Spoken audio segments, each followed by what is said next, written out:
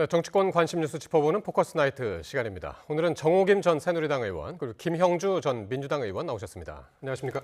안녕하세요. 네, 여당이 여야 의정 협의체를 만들기 위해서 전방위 설득에 나섰지만 대한의사협회 등 의료계가 참여를 거부하면서 추석 전 출범은 사실상 어려워졌습니다. 관련 발언 듣고 오겠습니다.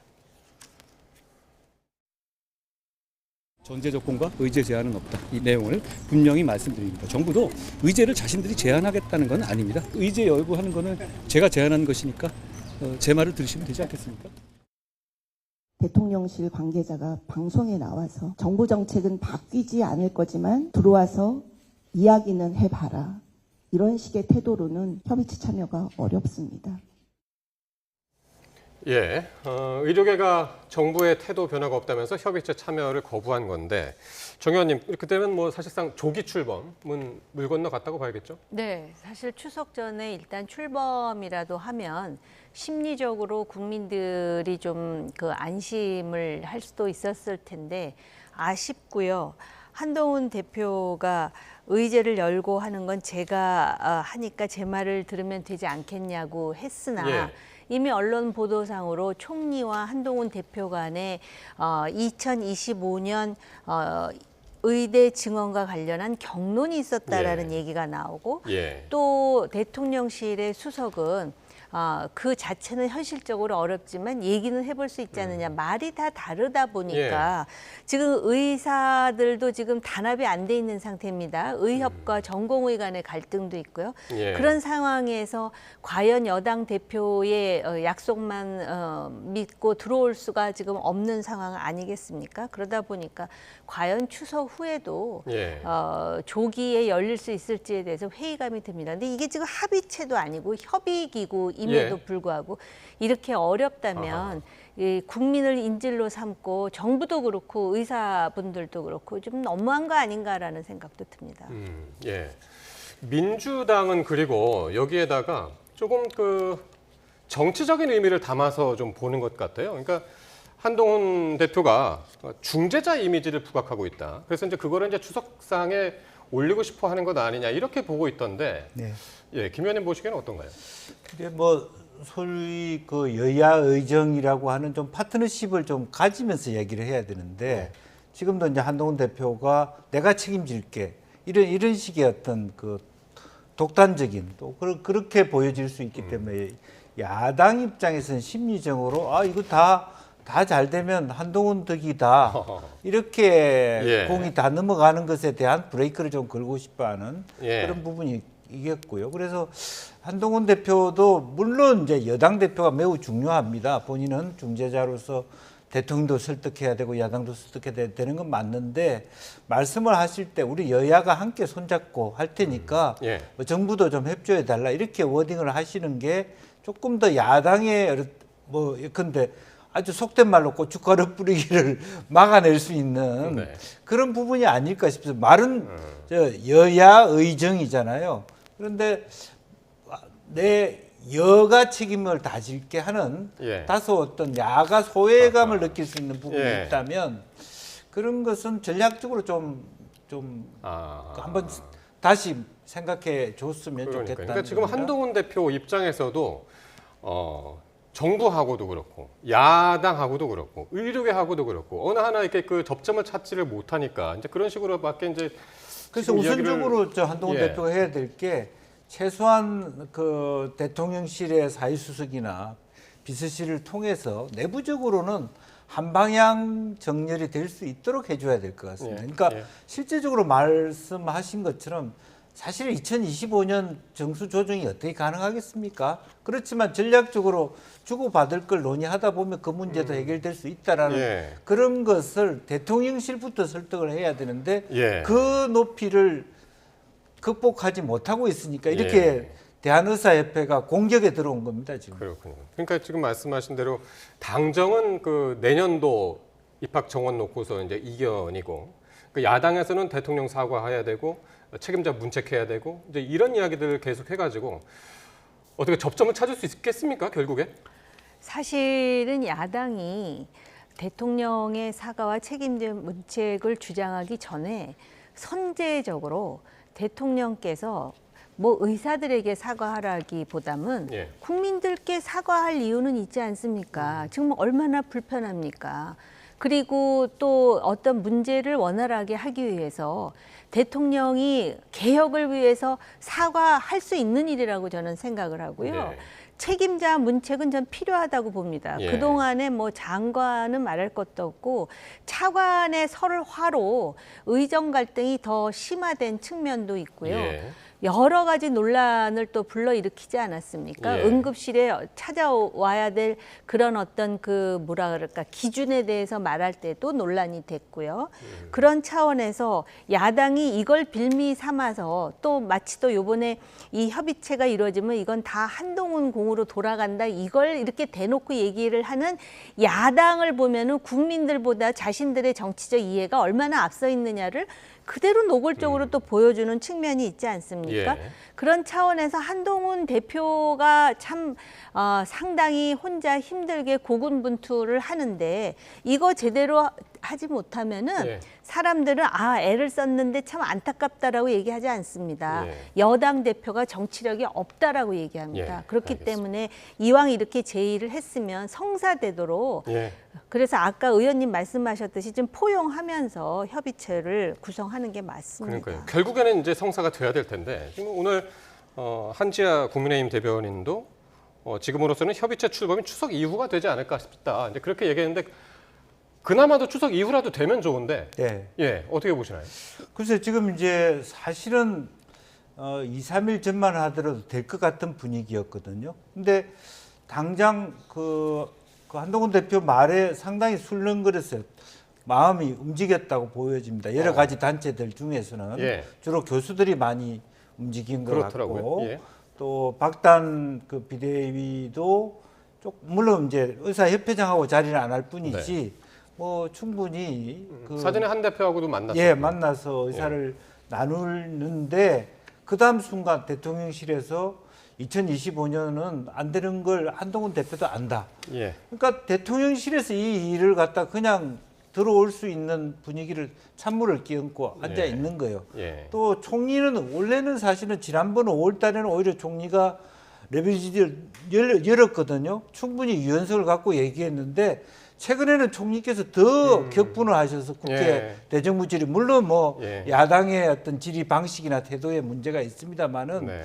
총리께서 더 강경하게 대통령하고 일치시켜 버리니까 아예 이 그 정원 문제의 핵심은 사실 학생 단체, 네. 학생 당사자와 전공의들. 전공의거든요. 이 두 분이 들어올 수 있는 힘을 가져야 되는데 예. 이 두 분이 움직이지 않는다는 이유로 다른 어른 단체들이 다 들어갈 수 없다라고 예. 그렇게 태도가 변해버린 겁니다. 알겠습니다. 이렇게 뭐 협의체가 출범도 못하는 상황에서 추석 연휴를 맞았고 연휴 기간 동안에 이제 응급실 이용하시는 분들이 이제 없었으면 하는 이제 그런 지금 기대밖에 할 수 없는 그런 상황이 되고 말았습니다. 자, 다음 이슈인데요. 정치권에서는 또 이 도이치모터스 주가 조작 사건 항소심 판결이 김건희 여사 특검법을 또 둘러싼 여야 공방으로 번지고 있습니다. 관련 발언들 먼저 들어보시죠. 김건희 특검은 필연입니다. 어제 법원이 도이치모터스 주가 조작 사건 항소심 선고 공판에서 100억 원대의 돈을 댄 전주 손모 씨의 방조 혐의를 인정하고 징역 6개월의 집행유예 1년을 선고했습니다. 김건희 여사의 혐의는 손모 씨와는 비할 바 없이 엄중합니다. 한마디로 급이 다릅니다. 김건희 여사는 사실은 그런 사람들하고 겨우 의사 전달이 전혀 없어요. 네. 검찰이 정신 바짝 차리고 좀 제대로 수사를 했으면 벌써 무혐의 처분을 해야 된다고 보고. 예, 도이치모터스 주가 조작 사건 항소심이 이제 어제 내려졌고요. 그래서 이제 그 결과 속칭 전주 손 씨의 방조 혐의가 인정됐었죠. 이후에 이제 야당의 특검 공세가 지금 더 거세진 것 같습니다. 근데 이제 실제로 처음에는 이제 공모라고 하는 부분에 대해서는 사실은 무죄가 돼 있죠. 예. 그러니까 그러다 보니까 이제 검찰이 실제로 공모가 아니라 방조 혐의로 해서 이렇게 집행유예 유죄가 된 겁니다. 그러니까 대통령실도 어저께 전주가 무죄니까 우리도 무죄다 이런 논의를 했기 때문에 지금 이게 오히려 발목을 잡게 되었습니다. 네. 그럼 전주가 유죄인데 예. 그러면 어떻게 될 거냐 하니까 사실은 뭐 검찰도 그렇고 판사들도 그렇고 이제는 빼도 박도 못하는 쪽으로 가지 않느냐 하는 부분인데 네. 그 문제하고 별개로 사실은 민주당도 좀 정리를 할 필요 있어요. 이거는 예. 엄밀하게 얘기하면 아까도 얘기했습니다만 번행 시점이 2010년과 12년이잖아요. 예. 대통령 부인으로서 역할을 할 때하고 전혀 상관이 없잖아요. 예. 특검이라고 하는 건 대통령 부인의 어떤 말하자면 문제점에 대하여 예. 우리가 수사를 했는데 수사가 미진했다. 예. 그렇기 때문에 특검이 필요하다 해야 되는데 이 부분은 좀 특검으로 연결할 고리는 아니라고 보여집니다. 예. 그래서 뭐 그 대통령 부인에 대한 비호감도가 높은 것도 사실이고 유죄 가능성도 있다 하더라도 예. 이것을 특검물하고 연결시키는 것은 좀 과도하다 그런 생각이 듭니다. 그렇군요. 정 의원님, 그런데 이제 여당 반응도 조금 갈리는 것 같아요. 그러니까 이른바 친윤계에서는 손 씨하고 김 여사는 다른 케이스다. 그렇게 얘기를 하고 있고, 그런데 한동훈 대표는 시스템에 따라서 진행될 문제다. 라면서 약간 이제 한 발 뒤에서 바라보는 듯한 이제 그런 이야기였거든요. 그러니까 이 김 여사의 다른 문제들도 있지만 네. 주가 조작과 관련해 가지고 당내의 정치인들이 얼마나 골머리를 앓고 있는지를 보여주는 부분이고요. 애초에 김 의원님 말씀하셨듯이 대통령실에서는 전주인 그 손모 씨가 1심에서 무죄를 받았기 때문에 예. 김 여사도 무죄다라는 식의 그 입장을 내놨다가 그랬죠. 요번에 이 사람이 결국은 그 방조로 예. 집행유예를 받게 되니까는 대통령실에서는 더 이상 사법부의 결론에 대해서는 입장이 없다라고 얘기를 지금 하고 있거든요. 그리고 손 씨와 물론 김 여사는 경우가 다르겠죠. 예. 예를 든다면은 지금 그런 식으로 전주라고 해야 됩니까? 이런 케이스가 지금 90케이스가 넘는다는 것 아니겠습니까? 예. 그리고 직접 했느냐 아니면은 대리인을 통해서 했느냐. 근데 지금 김 여사의 경우에는 대신투자증권의 직원과 통화한 녹취록이 있는데 그 녹취록을 정황으로 보자면은 예. 뭔가 주가 조작이 개입되어 있는 듯한 정황이 보인다라는 것입니다. 예. 그렇기 때문에 이걸 가지고 야당에서는 특검 얘기를 하는데 지금 말씀하셨듯이 2009년에서 2012년인데 공소시효는 또 이제 남아 있다라고 보는 것이거든요. 예. 그렇기 때문에 상당히 복잡한데 오히려 이 문제와 관련해 가지고 지금 그 손모 씨라는 사람은 결국은 집행유예를 받았잖아요. 예. 특검을 운운하는 야당의 입장에 대해서 뭔가 선제적으로 차라리 기소를 통해서 재판을 해서 이거를 털고 가는 게 어떤가라는 그 지금 여당 내의 견해도 있는 것 같습니다. 그러다 네. 보니까는 한동훈 대표는 시스템에 따라서 진행될 문제라고 예. 이야기를 하는 것이고 실질적으로 지금 또 이것에 대해서 약간 이제 그 곤란한 내용이 뭐냐면은 손모 씨라는 사람은 어찌됐든 돈에 대해서 이익을 별로 보지 못했다 그럽니다. 예. 근데 이제 김 여사 같은 경우는 지금 얼마의 그 차익을 거뒀느니 또 이런 주장이 나오지 않습니까? 예. 그러다 보니까 이게 법적인 내용이라 상당히 복잡하긴 하지만 예. 이것이 지금 그 여당과 대통령실에 주는 부담은 그 이상이라는 점에서 이 그렇군요. 문제의 본질을 확인할 수가 있는 것입니다. 사실 어제 도이치모터스 2심 항소심 그러니까 그 판결문이 있는데, 그러니까 사실 이게 이제 김건희 여사와 관련된 이제 판결은 아니었고 어쨌든 이제 권오수 전 회장 등 그 주범들에 대한 판결이었는데 여기에 이제 판결문이 나와서 그 판결문 안에 김건희 여사의 계좌가 3개 그리고 그 모친 그 최은순 여사의 최은순 씨의 계좌가 1개가 이제 이 주가 조작에 동원됐다라고 이제 판단을 해서 근데 동원된 거랑 그 주가 조작 사실을 안 거랑은 또 이제 다른 문제라. 네. 예, 어떻게 보십니까? 그런데 이제 뭐 그동안에 이제 전화를 굉장히 많이 했어요. 그러니까 네. 뭐 그 증권회사 부분하고. 네. 그래서 시점과 이제 방조라고 하는 것에 대한 것을 보려면 말하자면 작전 세력이 있다라는 걸 염두에 두고 그러니까 지금 계속적으로 죄송한데, 그러니까 예. 지금 화면에 나오는 통화 녹취록 이것도 이제 판결문 안에 들어 있는 건데 네. 김건희 여사하고 증권사 직원하고 이제 통화를 했던 그 녹취록이 네. 어제 판결문 안에 들어 있었고 김건희 여사가 이제 체결됐죠라는 체결됐죠. 또 이제 나머지 금액은 얼마나 되나요? 그래서 이런 걸로 해서 이게 거래가 있었다는 왕래가 있었다는 것은 김건희 여사가 알았다라는 취지로 이제 판결문에 실었단 말이에요. 네, 네. 예. 그래서 이제 이런 부분은 왜 이제 그것을 아마 검찰들이 해야 될 텐데 작전 세력이 있을 때 그게 올라탔다. 그건 방조이거든요. 그러니까 그렇지 않고 일상적으로 일정한 텀으로 만약 그런 논의가 있었다면 내가 언제 했다. 뭐 그렇다면 이렇게 전화를 많이 해야 되냐 하는 부분이 있고 그는 아마 네.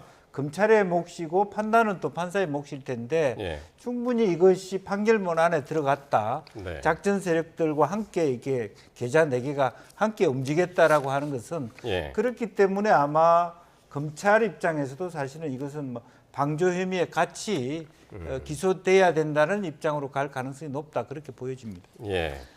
그러니까 시세 조정 사실을 알았느냐? 그러니까 거래 사실은 뭐 저렇게 해서 이제 알았겠죠. 이제 거래 사실은 알았지만은 그 계좌가 시세 조정에 이용이 됐느냐 안 됐느냐. 이게 앞으로 이제 김건희 여사에 대한 그 판단, 검찰의 이제 판단, 거기에 이제 주된 판단 근거가 되겠는데 추가 조사가 필요할까요? 어떻게 보시나요? 추가 조사에 대한 이야기에 앞서서 기소 가능성은 훨씬 커졌다라고 보는 시각이 당내에도 많아졌고요. 네. 그다음에 이번 판결문을 보면 지난번에는 김 여사에 대해서 한 37번 정도 언급이 됐는데 이번 판결문은 87번 언급이 됐다.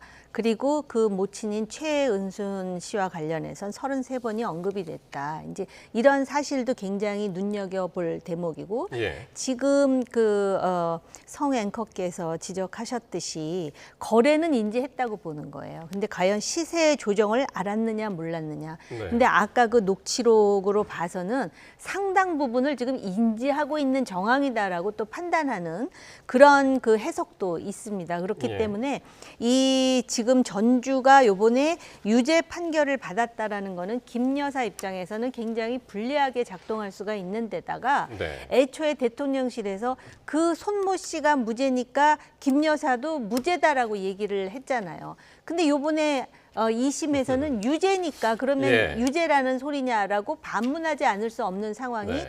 돼버렸다라는 점에서 예. 애초에 지금 명품백과 관련해가지고 소위 수사심의위원회에서 털어준 것이다라고 생각을 하고 본인도 활동을 굉장히 적극적으로 하려는 찰나에 예. 지금 이 재판부에서 이런 결론이 나왔기 때문에 예.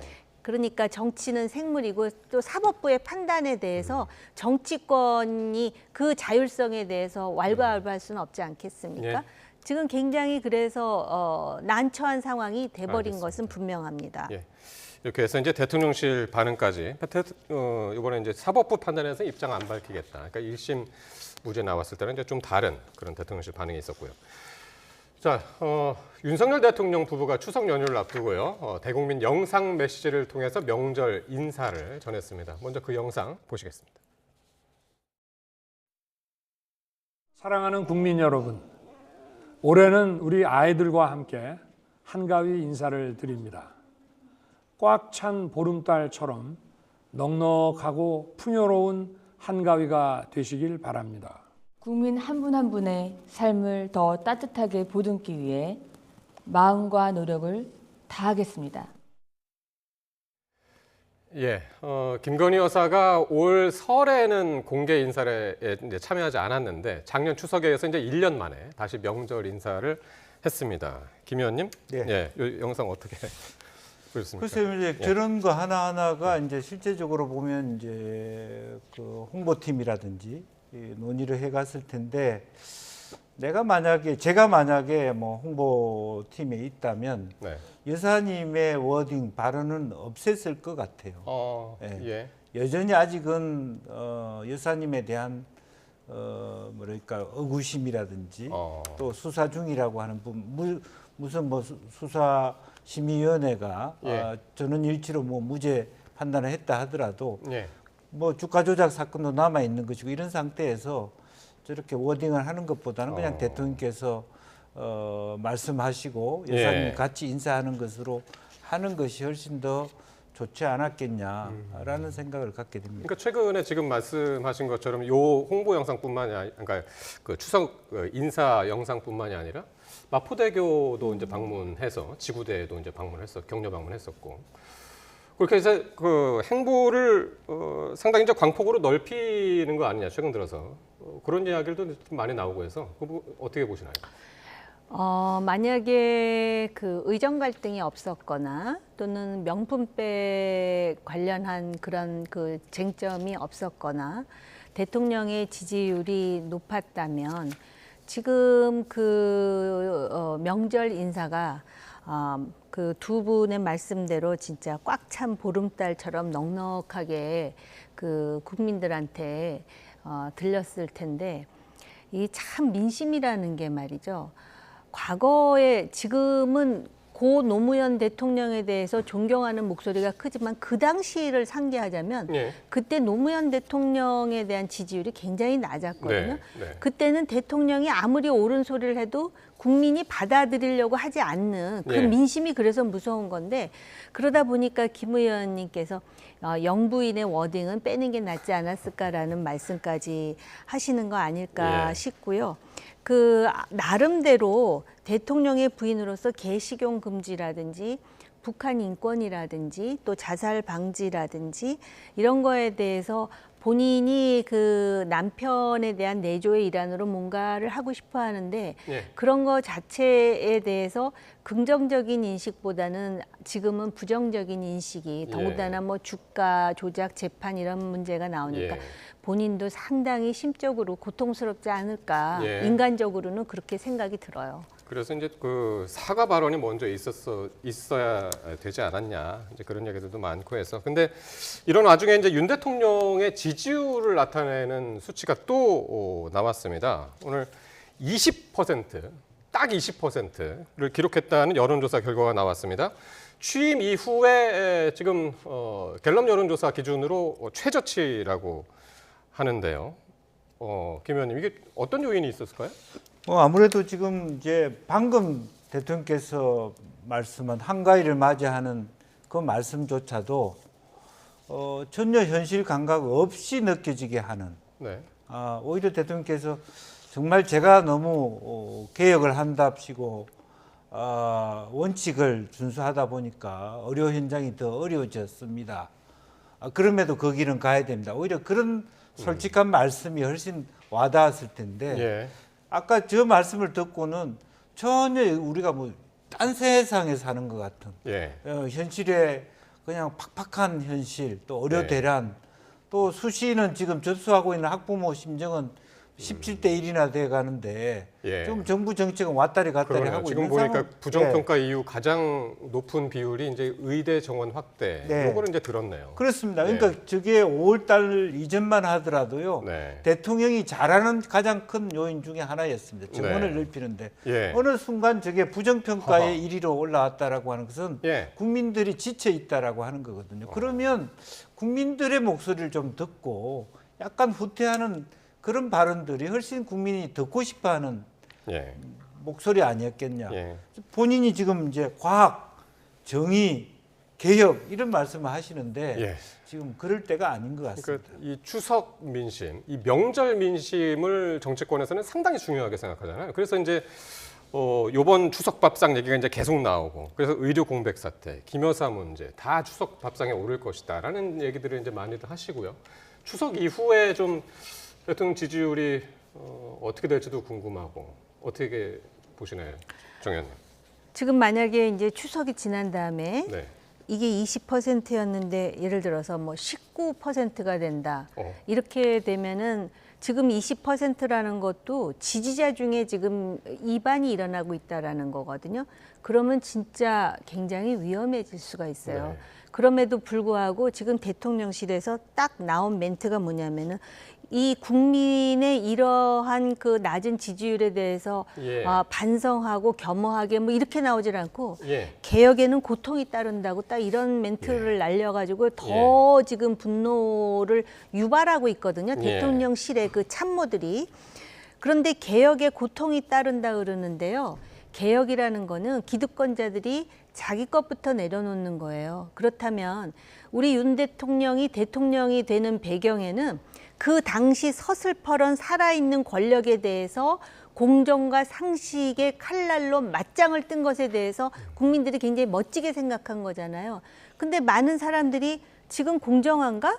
지금 상식적인가에 대해서 의구심을 품고 있다면 그 본질로 돌아가서 이 개혁으로 오히려 국민들이 더 고통스럽고 개혁을 주도하시는 저분들은 별로 고통스럽지 않은 것처럼 느껴진다면 20%에서 더 떨어질 가능성도 있다라고 알겠습니다. 경종을 울리고 싶습니다. 그러니까 이번에 이렇게 많은 수치가 떨어진, 특히 지역적으로 PK, TK가 많이 떨어졌다고 그러고요. 연령별로도 70대 이상에서 굉장히 많이 떨어졌다고. 그래서 이제 이런 수치가 나왔다고 하는 통계 갤럽에서 그렇게 이제 밝히고는 있습니다.